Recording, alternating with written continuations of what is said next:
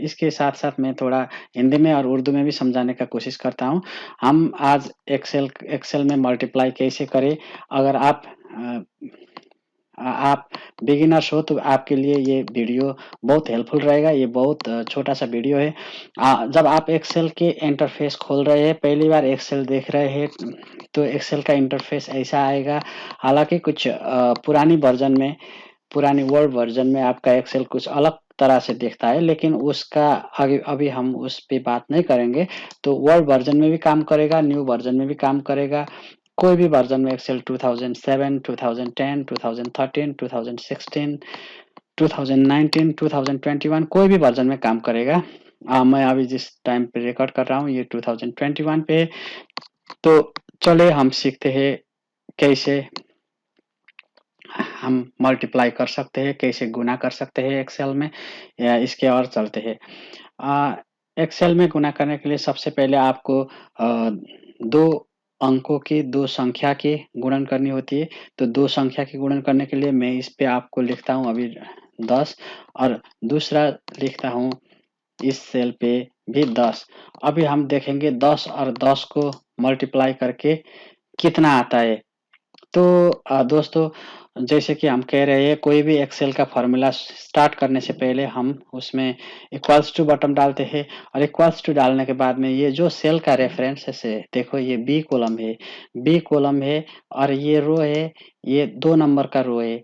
B column का 2 number रो में हमें चाहिए ये जो सेल का नंबर है, ये सेल का नंबर है बी टू ये सेल का नंबर होता है। ये साइड में हमको ये सेल वैल्यू मिलता है।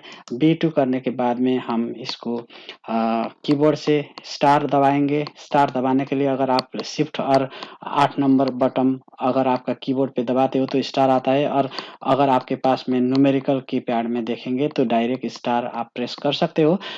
तो बी2 और दूसरा इसी तरफ से हम बी2 और सी2 का मल्टीप्लाई करेंगे तो हम सी2 भी कर देंगे। तो इंटर कर देंगे। इतना करने के बाद में देखो दोस्तों, हमें इसका गुणनफल प्राप्त हो चुका है। तो ये रही थी हमें हमारी पहली मल्टीप्लाई करने की प्रक्रिया। हालाँकि ये बहुत ही ईज़ी तकनीक है, लेकिन जो आप एब्सोल्यूटली बिगिनर हो जिसको एक्सेल में गुणन कैसे करना है, गुणा कैसे करना है वो नहीं आता है, तो ये वीडियो आपके लिए काफ़ी हेल्पफुल रहेगी। तो हम दूसरा एक एग्ज़ाम्पल देखते हैं, जैसे कि हम इधर 25 और 25 को फिर गुणन करके देखते हैं, 25 और 25 को गुणन करके देखते हैं। तो इसी तरह से सेम टू सेम हम इक्वल्स टू ये 25 और स्टार करके गुणन करके फिर ये 25 डालते हैं तो 625 आया। तो ऐसे करके हम एक्सेल में गुणन कर सकते हैं। और तीसरा एक बहुत ही अहम और महत्वपूर्ण बात मैं इधर बताने जा रहा हूँ। तो हम इधर अभी 20 और 20 का करते हैं। 20 और 20 का करते हैं। 20 और 20 तो 20 और 20 हमने किया तो इधर ऑलरेडी हमारा ये सेल का नंबर, तो इधर ऑलरेडी ये सेल का नंबर तो है। लेकिन इसी तरह से हम अगर ये सेल को जब हम राइट पे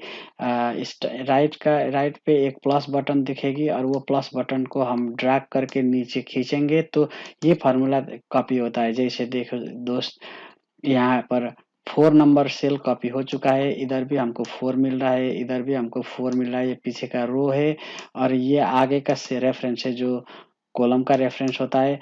इधर ये बी का 4 है तो ये सी का 4 है। तो बी4 और सी4 दोनों गुणा कर देने से हमारा रिजल्ट प्राप्त होता है जो 400 है।